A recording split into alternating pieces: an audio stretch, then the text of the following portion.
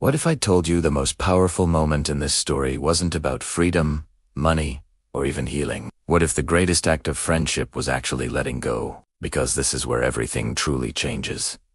As the days pass, something unexpected happens. Driss stops being just a caretaker, and Philippe stops being just a patient.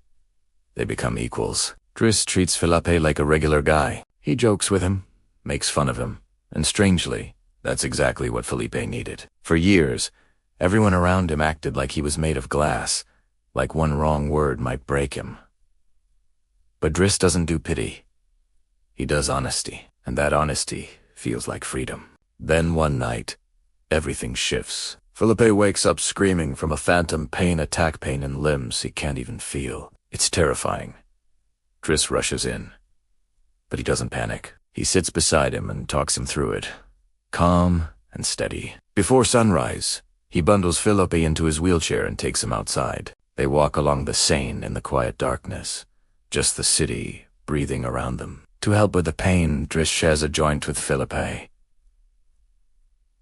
honing it to his lips, and in that stillness, Philippe finally says the words he's been carrying for years. He tells Driss his real handicap isn't the wheel, it's living every day without his wife. That moment changes everything. Their worlds start to blend. Driss becomes a bolt of lightning in Philippe's quiet, controlled life, pushing him to live again. He discovers Philippe has been writing letters to a woman named Eleonore, but is too afraid to call. So Driss does what he does best. He forces the call. Philippe is terrified, but he dials the number.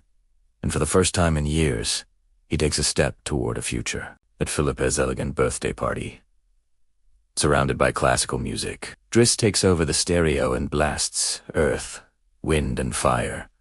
The room transforms. People laugh, they dance, and Philippe smiles at his own party for the first time. Then comes the biggest challenge. Driss convinces Philippe to go paragliding, again the very thing that caused his accident. The fear is real, but Philippe agrees, and when he's in the air, soaring above the mountains, he feels free. Not despite his wheelchair, but beyond Italiano. But this friendship isn't one-sided.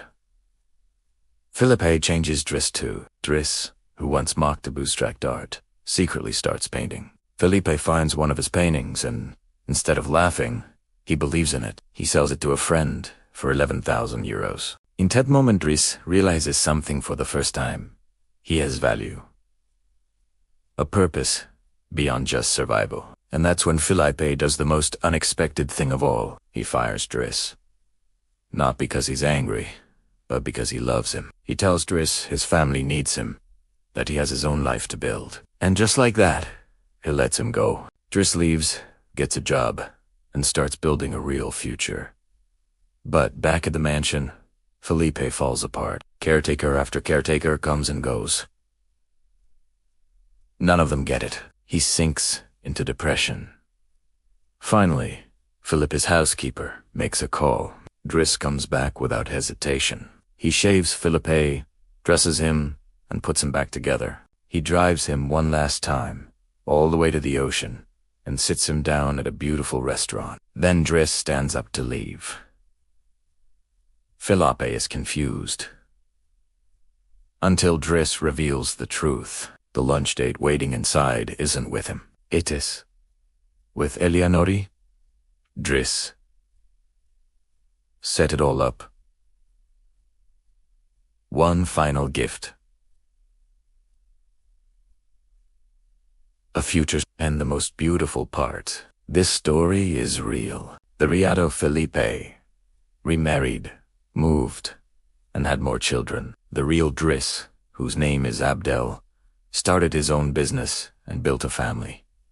They're still friends to this day, because real friendship isn't about finding someone like you. It's about finding someone who sees what you could be and refuses to let you settle for less. Thanks for watching.